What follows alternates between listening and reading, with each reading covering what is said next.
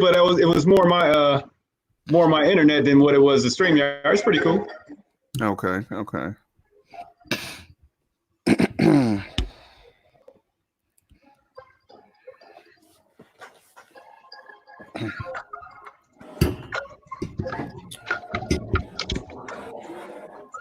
I was little introduction music, you know. Okay, good stuff. Yeah. Okay, so you're live now then, right? Yeah, we live. Okay, good. I'm trying to see. Oh, you can see the comments on your side, and are people gonna be commenting? Yeah, they comment. I can see them over here. Okay. Or if you wanted to go to if you want to go to the channel, and you could see them as well. All right, we're gonna get into it. I have nobody signed in yet, but it's all good. Welcome to the Wright Flow Show. Right, we're gonna cool that out. All right. Today we have Glen Glasper on the show. Glen, you from originally from Detroit, Michigan, right? Originally from Detroit, Michigan. Right. Now you down in Atlanta. Yes, indeed. That's what's up, man. That's what's up. So, just kind of tell us about, what you do. I'm a small time real estate investor. Okay. Likewise. Real estate investor, man. Well, I'm actually a real estate entrepreneur. I've been doing the business for now 22 years, actually 22 years in August. Okay. And, have a passion for the business, man, more of a passion for helping folks understand the business of real estate investing. As there's two different sides of it. I think there's real estate investing or certain levels of real estate investing, and then there's the business of real estate investing. Right. Which more of what I lean towards, as a real estate entrepreneur. I've been doing it, like I said, for 22 years. And I only say that, some people wear that as a badge of honor, and I do sometimes to a degree, but I say that only because it's been that amount of time that I figured out what not to do. And sometimes it takes some of us a little longer to get it right than others. Absolutely. I've been doing it, man, and just had some exciting times, the ups and downs, the ins and outs, and the round and abouts, and all that stuff. So I'm just excited, man. It's an exciting time still, even in our unfortunate situation of this whole pandemic thing going on. I'm more of an optimist of sorts. While I'm sad to have seen this type of situation come about. I do know that there is a silver lining if you have a vision for that kind of thing. In the midst of it all, there's some people that are going to need a lot of help through this, and I'm just excited to be able to be a part of the helping put the pieces back together, in terms of people's financial lives and their home lives and different things like that. I'm proud to now be in a position to offer that help, as opposed to where I was before, where I was running scared just like everybody else. Right. You referring back to 2008? Yes, absolutely. Yeah. Absolutely. Yeah, 2008 was devastating. That was a valuable lesson that a lot of people learned, and a lot of unfortunate situations a lot of people had to go through. Mm-hmm. I've learned a valuable lesson too back in 2008, as far as over leveraging yourself. I mean, bank financing is good, but if you use it the wrong way, it can be bad. This is true. True. Yeah. So do you still do some investing up in Michigan? Yes, I do. Okay. I do. I got back into investing in Michigan a couple years ago. It's been something that I've been saying I was going to do for some time, but one thing always led to another, man, and just the timeline for me to be able to be there and be here just didn't match up, But now, I've gotten back into it there, and got some opportunities going there, and there's plenty of opportunity in Michigan. I mean, you're in the Midwest, so I'm sure you're quite familiar with the opportunities in the Midwest, where a lot of people aren't really familiar with them. Which to a degree I'm okay with that. Right. But for partnership's sake, and for opportunities for other people to invest, with me as partners, it's more, it's good to know now more people are paying attention to it now than they were before. Mhm. So let's my strategy. I utilize for the vast majority. I do some wholesaling, but for the vast majority of it, I'm looking to do like lease options, land contracts. That's what That's my main wheelhouse when it comes to real estate. So what's some of your go-to strategies? Are you pretty much do them all, or? You know what? My go-to strategy for me personally is to get a deal. Okay. And I say that, and then kind of sounds a little facetious, but I say it in terms of whatever day. And when I say get a deal, I'm talking about a deal that works for my portfolio. I'm all about now building my portfolio in terms of rentals.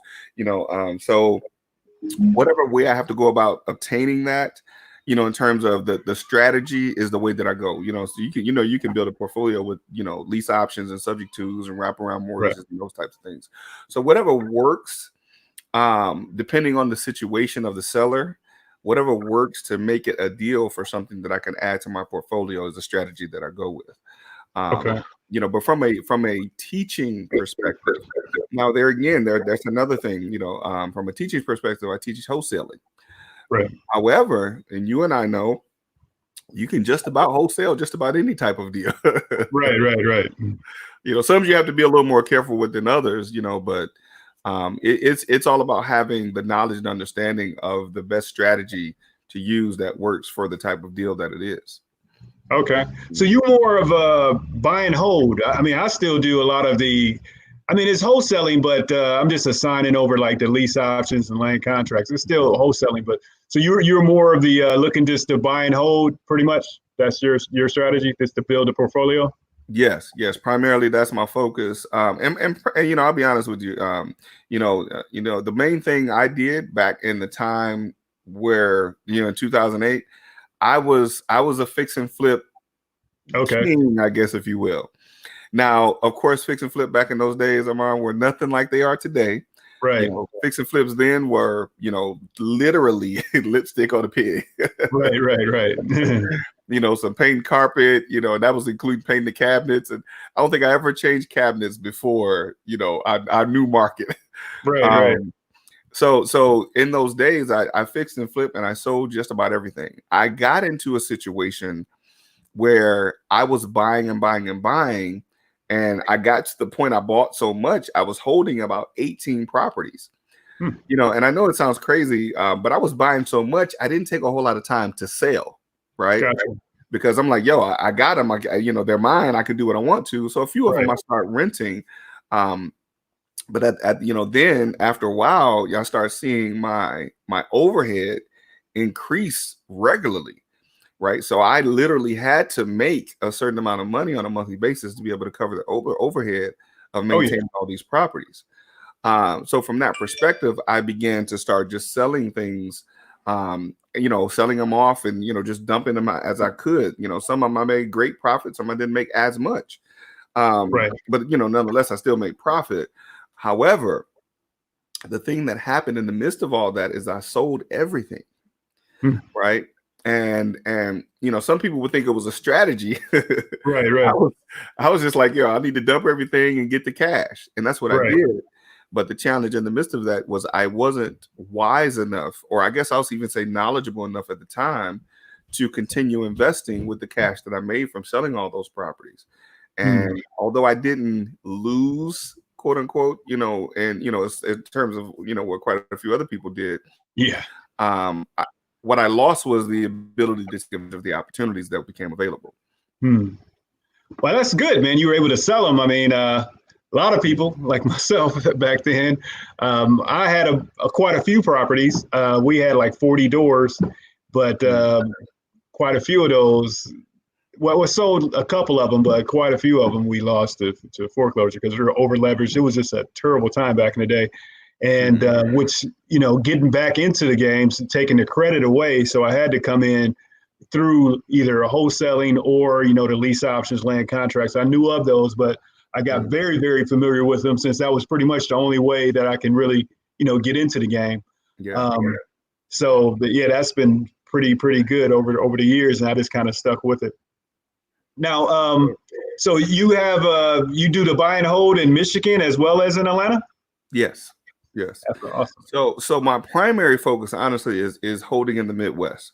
Okay. Because, I find that the ROI is significantly better than here in the South. Well, actually in the metropolitan Atlanta area anyway. Because, of course, property values are a lot less in Michigan. And so, the cost of those are a lot less. But the return on investment is still, it's much higher, because where you can buy a $15,000, $20,000 property in Michigan and still get $900 a month, you're going to probably spend, $80,000 to $90,000 here in Georgia and get that same $900 to $1,200 a month. Right. So the ROI is a little bit better because the properties are a lot less expensive. Yeah, you're right. I know you have a what's the I know you got a tag name. What is it? Mr. Dollar out of a dime. Yeah, that's pretty slick, man. That's pretty slick. How'd you come about that? Actually, Mr. Dollar out of a dime. I just did an interview a few minutes ago. It's interesting you asked that. It came as a result of me just being involved. So while I didn't take advantage of the real estate I should have invested in back in those times, I began to consult people on building small businesses. Nice. And I always would give people ideas like, yo, listen, do this. If you know how to do this and create income from it. And one lady told me, she said, wow, you know how to make $1 out of a dime. Because the saying is make $1 out of 15 cents. Right. She's like, you know how to make $1 out of a dime. And I said, oh, okay. I didn't think nothing of it. Then in conversation with a friend of mine, I was telling him, I was like, yeah. He was like, yeah, man, you helping all these people start these businesses and this, that, and the other. And I was like, yeah, this lady told me I know how to make $1 out of a dime. And he was like, yeah, that's what I'm gonna call you, Mr. Dollar out of a dime. And I said, okay. That's what's up. So it caught on, man. That's been since 2009. So about 11 years I've been Mr. Dollar out of a dime, I guess. That's what's up, man. Yeah. So, right now, a lot of people going through a lot of uncertainty, whether, they off from work and kind of wondering when they're going to be able to return to work, or people just looking to, looking for work. Right. So, people that's interested in the real estate game, what would you recommend them start with? What would be the first steps? First step is education. And I'm not just talking your now you can start with YouTube and Google and different things like that. You can start in those areas. But ultimately, what I would ultimately say is end up in a place where you have somebody that's taking you by the hand and showing you the way through. Right. Because it's going to be plenty of opportunity. The opportunity is going to be in abundance. That's what I'm forecasting, for time to come anyway. And that opportunity, it's going to be a short window. I would say maybe 1 to 2 years, maybe. And this is based on the experience from before. The fallout lasted a little bit longer before because it was a financial fallout because of the financial markets. Right. So financial markets in terms of banks, failing and all those industries failing and all those things, they had to get that stuff back together first in order to figure out what was going to happen ultimately in the real estate market. Right. So opportunities were there then, but in this situation, it's a pandemic type of situation. So banks will need to be bailed out, so once everybody gets back to doing what they need to do, those will be things that'll go back to almost as business as usual. But it will be people more than anything that won't have that bounce back ability, I guess, if you will, right. That will need the help. So for those of us that are educators, we're going to be in a position to be able to help those people. But for people that are getting in, the educators are the ones that you need to really connect with and learn the path, especially if they've gone through this type of situation before, right? Especially if you experienced the situation and you know what it took for you to get back on track. So it's going to be those people that I think will be the ones that people really need to pay attention to in terms of how to do A, B, C, and D. Right. And this is not taking anything from any educator that has less than 5-10 years experience. Well, not taking a whole lot away from them anyway. But unless they've experienced this type of situation, it's going to be kind of difficult for them to navigate you through the waters of the real opportunities that will become available as a result of this situation, right? They know how to make phone calls, and they know, but the psychology behind what we do is what's going to need to be, tapped into the most, because while before someone, you had a group of people who had, financial situations that caused them to want to sell, and they could choose to sell if they wanted to, almost, because it was a seller's market, but it's going to be a buyer's market. And some of these people, unless you have the right conversation with them, and it kind of was like that before, but a lot of them in the situations now, unless you educate them through the process, they're not going to even know whether or not they need to sell until it's too bad or too, everything's gone. They're going to be the day before foreclosure before they figure it out, if someone doesn't really educate them. So is those of us that have experienced those situations, and we're talking short sales, wraparound mortgages, we're talking buying properties that have no equity in them almost. So it's those types of situations that we need to be familiar with. Those of us that have been around for a while, and more importantly, the ones that are getting into it, because back when we started up again, when things started heating up again, one of our main things, that's where that whole "I'll buy in any condition, any situation," even if you're upside down in your mortgage, those were opportunities to some of us because we knew how to structure those deals. If you've never been doing something like that consistently, it's going to be a challenge first for you to figure out how to do it. And it's going to be a challenge for you to teach somebody how to do it if you've never done it before. And that's, that's my opinion. Yeah, I agree with that. I've always been a big fan of education. As you can see from the walls, the formal education. Formal education, as well as I roll right over to the real estate. I have several mentors, and anything that I want to get good at, I see somebody out there that's doing well at it, and man, I sign up for the program to kind of learn from them. Absolutely. Now, as far as the market, I agree with you as far as, things are going to change into a buyer's market. But as far as in your area, from what you experienced, have you seen the market change over the last few weeks? Have you noticed a little shift? I think, the market has been changing for some time already. All right. You know this. The market has been changing for some time already. It's kind of what they're saying about the whole pandemic situation. It's kind of been, the curve has began to be flattened in a sense. Right. So a market shift or change or adjustment or whatever they want to call it has been in the works for some time. As a result of now this situation that we're in, it's just going to accelerate that change that has already been coming. Right. And so for the last couple of weeks, for some odd, strange reason, people are still buying. Yeah. So people are still buying houses because mortgages are still available to some degree.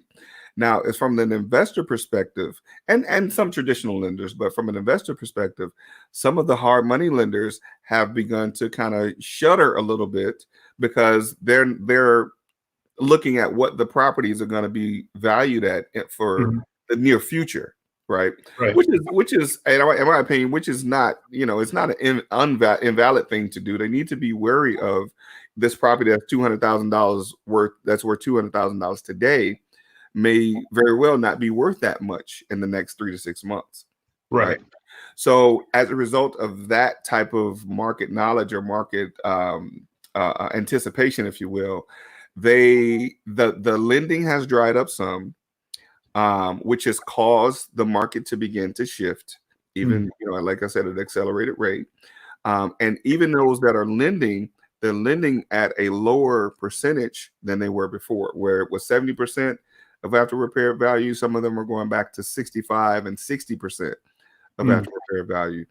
And if and that's not a major issue for people that have cash, because the lenders are not going to loan as much. That just means the person that has cash has to put a little bit more money up, which still puts them in an okay buying position. So I mean, it's still those little, the little nuances in a sense still make up the way the market continues to flow. And as a result of this pandemic, I've seen the market slow down a little. But people are still buying. I mean, it's still opportunities that are out there. Right. And that's what I'm seeing on my end. I mean, obviously, it's a lot of people that's been affected from the employment standpoint. Mm-hmm. But I still got a couple investors they just waiting. They waiting on the market to shift so they can dive in. Mm-hmm. And then as far as the which I thought was kind of odd, as far as the lease options and land contracts, which doesn't involve the bank. It's just all about does this person have the cash and can afford the monthly payments, ready to move forward. Man, I'm seeing the same amount, and it's kind of weird. I'm even seeing a little bit of an increase with people with more money that's ready to really move now for whatever reason. I thought it's kind of weird. I came across a bank that had some guidelines, and I'm going to test it out first before I start talking about it, but some guidelines that's really pretty much unheard of. Basically, regardless of your credit score, I know it sounds like a late night commercial, regardless of your credit score, we can get you a loan. But wait, Really? there's more. Yeah, right. Exactly. Wait, there's more. So I'm gonna test them out before I'll be like, hey, this is a pot of gold, but it looks like gold from afar. We're gonna have to go over there and see. Yeah. Could be fool's gold. Exactly. But man, that would be a game changer, man. That's unheard of, because even back prior to 2008, I didn't know of a bank that would loan money regardless of your credit score. But according to these guys, they if you have the down payment and can make the monthly payment, you got a good rental history, they will loan you the money for a house. So that'd be a total game changer, especially in the time right now, where got all this uncertainty. I mean, that could be a huge blessing for people that's looking for that American dream of home ownership. So now this is for this. Now you say no money. I mean, no credit. Is that for residential? Residential, no investors. Yeah, it's just be a residential play. Wow. Yeah. And it doesn't matter what your credit is? Imagine that, right? Yeah, let me test that out. Yeah, but it doesn't matter what your credit is. It's a rental history, down payment, and but it's not everywhere. It's here in Indiana, and I think they got another state as well. But I know it's here in Indiana. But I'm gonna test them out, man. If test out or work, that'd be a total game changer. Right. So do they have a minimum loan amount? No, minimum. I didn't ask about a minimum. I was more concerned about a max, but no, it's one place that I'm working with. It's like 319,000. They said that wouldn't be no issue, but I don't know about a minimum. But I was just more concerned about a max. But in Midwest, our houses, 35, 40. That's why I asked that question. I'm thinking it's good. Basically, it's not like a traditional bank. It's something like I would guess is something like some lenders that's got hard money lenders that's got together. They just pulling all their resources together, and they're loaning out the money, and then they buying the house as cash, and then the person that's getting the house will be buying it back from them on like a contract type of situation. Pretty slick. So basically, I mean, and it's how the market works. They're creating notes. Is right. What they're doing. If they package enough of those loans and get them out there, they'll probably be able to sell them. Depending on, they'll be able to sell those notes off. So it's a good strategy. Yeah, not bad. Depending on now what percentage rate, what LTV are they loaning at? Well, what they looking to do is you put down 10% for a 15-year agreement, 20% for a 30-year agreement. Oh, okay. Yeah, so not too different from. Not bad. 90%. Awesome. If it's all solid, that'd be awesome. Yeah. I mean, and now so early, and I say early because we're going to see the bottom of this, in some time to come. But so for early on, they're doing 90%. That's interesting. Right. Send me that information, man. Well, I was looking to put it together like in a package, and just roll it out there and see how it goes. That's definitely. Yeah. Good stuff. Yeah. So, as far as the coaching, if somebody wants to learn, learn from you, what can you tell us about your coaching program? How long is it? How does it flow? Well, right now I'm doing a program now. I'm calling it a partner with a pro coaching program. Okay. So it was something that I rolled out a few months ago, actually beginning of the year. Okay. And I initially only took on 10 students. Mhm. And now, as a result of what's to come, I figured I'd roll it out again to be able to help people, because people are going to want to know how to do this business.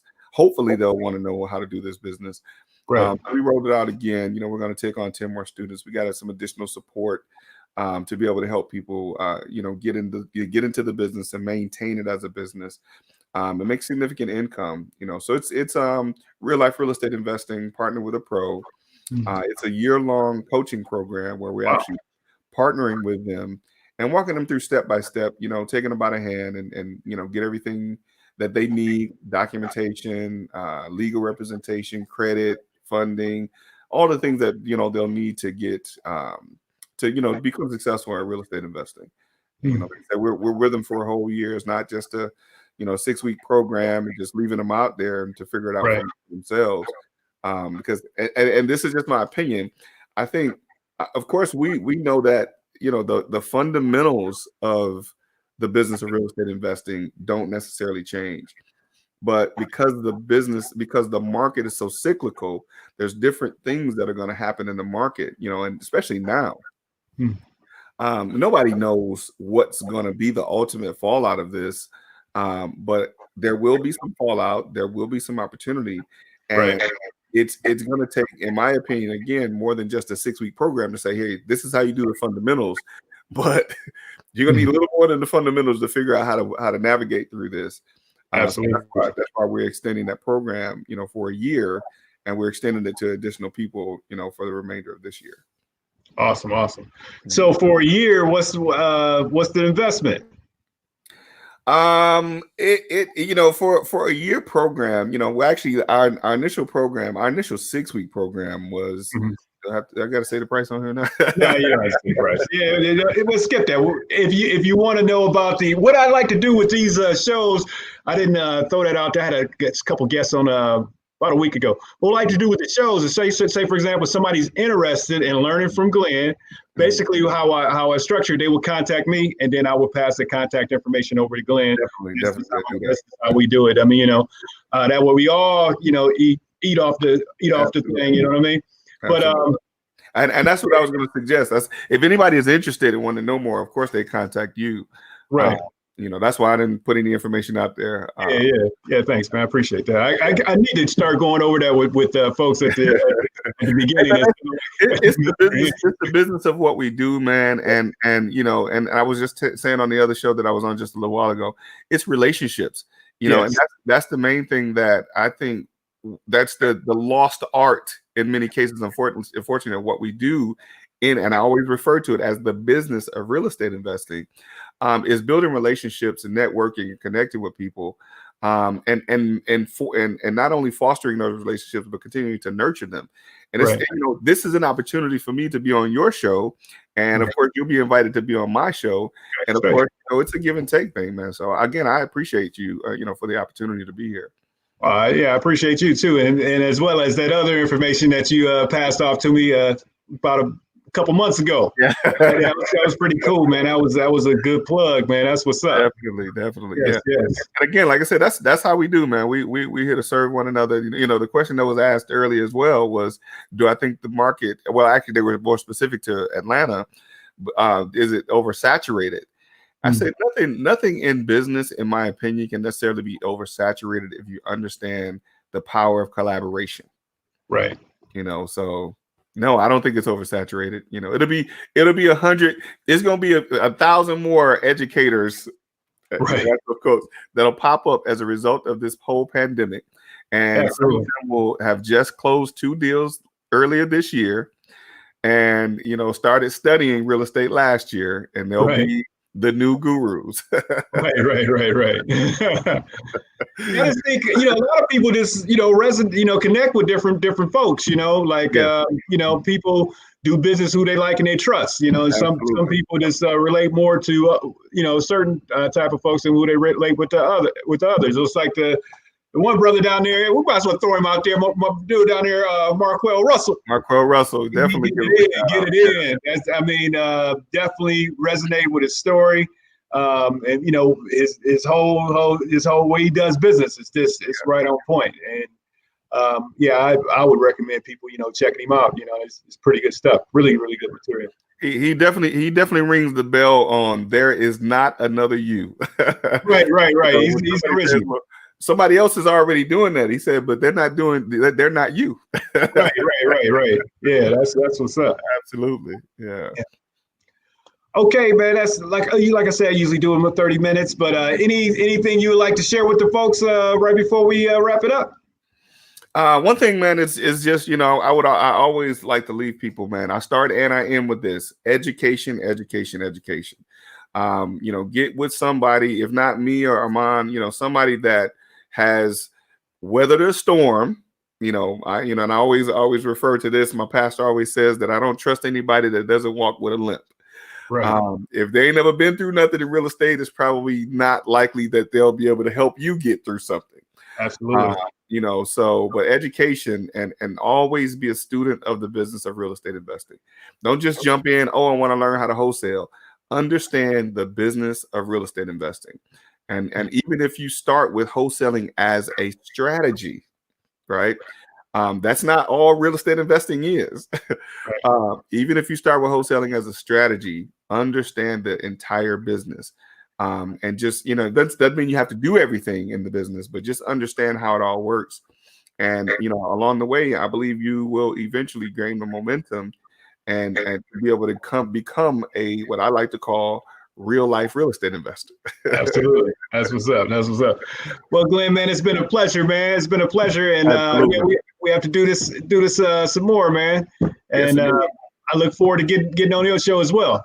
You're on the calendar for May. I got to give you the specific date, but you're on the calendar for May. I already gave my list of folks for next month, and you're definitely on the calendar for May. I just got to figure out which day works for you. Okay, sounds good, man. Sounds good. All right, man. It's been a pleasure. All right. Thank you very much, sir. Listen, all the best to you in what you do, man. Continue doing what you do. I salute you, brother, and I appreciate the opportunity to be in relationship with you. Thank you, man. All the best to you too, man. And for everyone's watching, we'll be right back at you next Thursday at 3 p.m. The Wright Flow Show. We're going to end it with a little music from my little cousin there, John Wright. He made us some music for me. Give him a little shout out. All right, brother. Have a good one now, man. Thanks again. Okay, you too, man. All right, now. All right, later.